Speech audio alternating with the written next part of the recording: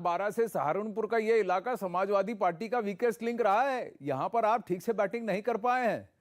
यहां बीजेपी कांग्रेस के बीच में ज्यादातर वर्चस्व की लड़ाई हुई है। सपा कहीं पे गणना में नहीं आई है, तो उसका सब फर्क पड़ेगा आपको।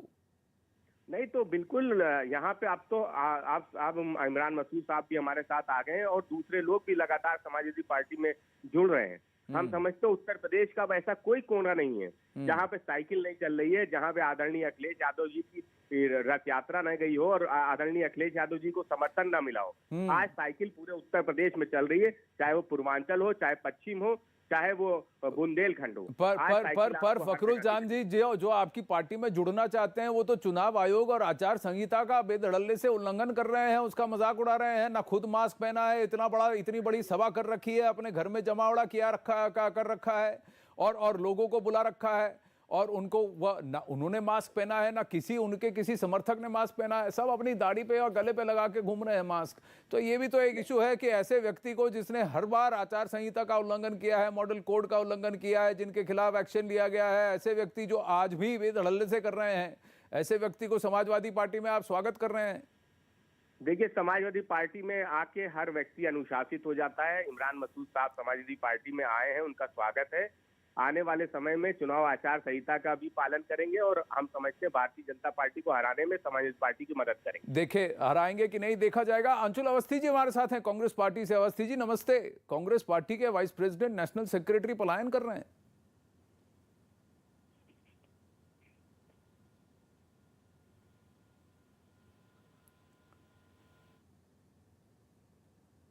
अवस्थी जी, आपको मेरी आवाज आ रही है? राकेश त्रिपाठी जी क्या कहेंगे? फखरुल चांद साहब कह रहे हैं कि और भी लोग जुड़ेंगे, भाजपा से भी जुड़ेंगे।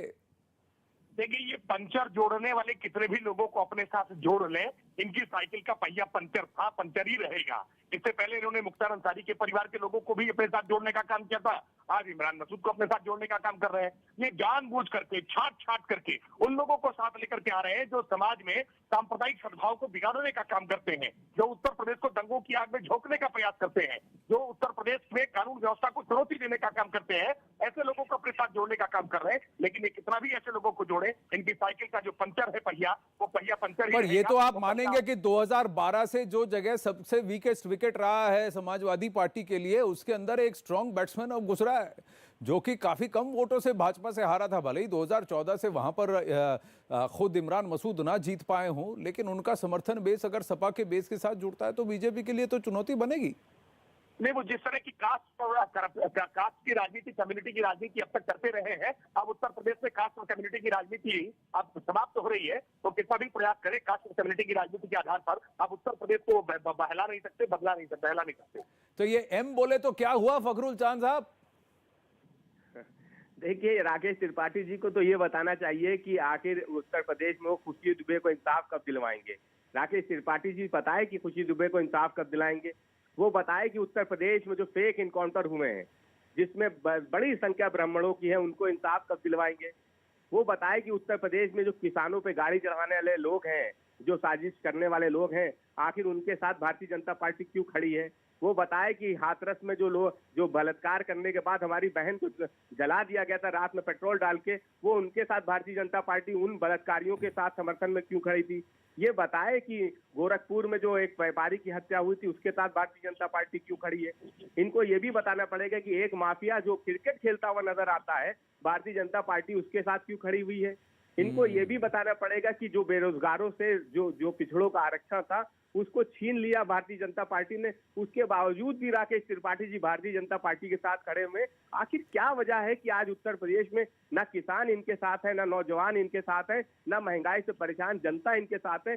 उसके बाद भी राकेश त्रिपाठी जी आज भी भारतीय जनता पार्टी के साथ खड़े। मुझे लगता है कि राकेश त्रिपाठी जी को भी सोचना चाहिए कि ये तो भारतीय जनता पार्टी है जिसमें सबसे ज्यादा अन्याय ब्राह्मणों के साथ हुआ है और आज राकेश त्रिपाठी जी एक वर्ग जो है सिर्फ जो जितने भी वर्ग भेद जो आप कर रहे हैं वो सारे जो है हिंदू समाज के ही आपको अलग अलग जातियां दिखती हैं।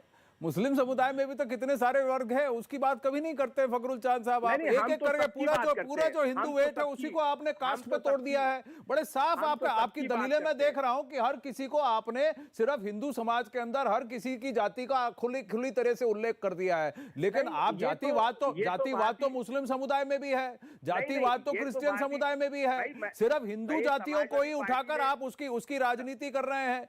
तो मैं ये पूछ रहा हूं, तो ये एम बोले तो यानी मथुरा या महिला या मुसलमान, यही 80-20 है राकेश त्रिपाठी जी, ये इसी में खेल है। ये हमने तो नहीं कहा था इनसे नहीं कि जो है खेल तो कुछ आप ही ने दुबे को- किया है, यादव नहीं, प्लस मुस्लिम, नहीं, फिर तो- अभी आपने नहीं, ब्राह्मण ये तो- का, फिर आपने पिछड़ों की बात की, फिर आपने दलित समुदाय की बात की। नहीं, तो हर ये किसी बताइए, हर जाति मैंने जो है वो आपको सिर्फ जातिवाद जो है वो सिर्फ हिंदू समाज के साथ ही दिखता है फखरुल चांद साहब। नहीं, तो ये बताइए कि क्या समाजवादी पार्टी ने कहा था खुशी दीपू को जेल भेज दो? क्या समाजवादी पार्टी ने कहा था कि लखीमपुर में किसानों पे गाड़ी चढ़ा दो? क्या समाजवादी पार्टी ने कहा था नहीं, कि अब तो आप बात से भटक रहे हैं, अब आप देवबंदी, बरेलवी, इस्माइली, बोहरी, शिया इन सब की बात तो नहीं कर रहे हैं आप नहीं, इन आप समुदायों कर की लीजिए, बात, ये उस पे सब भी एक बात साथ करने को आप तैयार मुसलमान हूं। उस पे करके भी बात जोड़ेंगे, करने के लिए तैयार। लेकिन हिंदू उस पे भी समुदाय में बात हर करने को जाति को तैयार आप है। तोड़ेंगे, ये आपकी राजनीति है, ये भी दिख रहा है। लेकिन राकेश त्रिपाठी जी यही इन्हीं 3 एम बोले तो के बीच में ही यहाँ 80-20 का खेल है जो योगी जी कह रहे थे।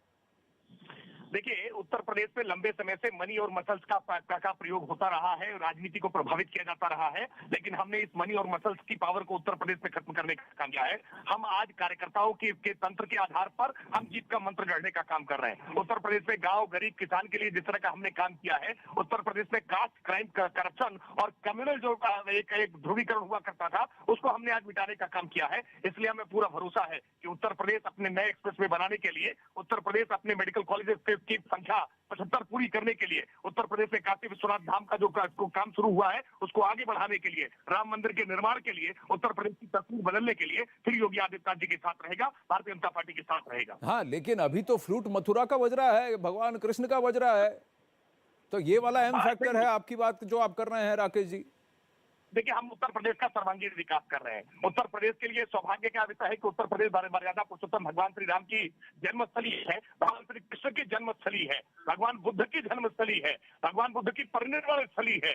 हम यहाँ गंगा, यमुना, सरस्वती का त्रिवेणी संगम है। उत्तर प्रदेश के ये जो सांस्कृतिक गौरव है, जो ऐतिहासिक विरासत है, हम इसको संजोने का काम कर रहे हैं और निश्चित तौर पर आध्यात्मिक पर्यटन का उत्तर प्रदेश से बढ़ा करके हम उत्तर प्रदेश के युवाओं को रोजगार भी देंगे और उत्तर प्रदेश के विकास को हम चार लगाने का काम भी करेंगे। अखिलेश यादव जी के सपने में भी कृष्ण जी आते हैं, अपनी जन्मभूमि की बात नहीं करते हैं फखरुल चांद साहब। ये तो गोली चलवाने वाले लोग हैं, 4 सेवकों पर गोली चलवाने वाले लोग हैं। और आनंद जी, मुझे भी जानकारी मिल रही है कि समाजवादी पार्टी के अखिलेश यादव जी ने 2 दिन पहले ही अभी परशुराम जी की मूर्ति का एक अनावरण किया था और वो परशुराम जी की मूर्ति का फरसा टूट करके गिर गया है। यानी मिलावट और भ्रष्टाचार इतना कि भगवान की मूर्ति में भी भ्रष्टाचार कर देते हैं, वो फरसा टूट कर गिर गया। इन चुनावी हिंदुओं से भगवान नाराज है और इन पर भगवान किसी तरह का कोई आशीर्वाद देने वाले नहीं है। जनता भी इनको उसी तरह से नकारने वाली है जैसा ये भगवान के साथ छल करने का काम कर रहे हैं। अब इसी तर्ज पर जब इमरान मसूद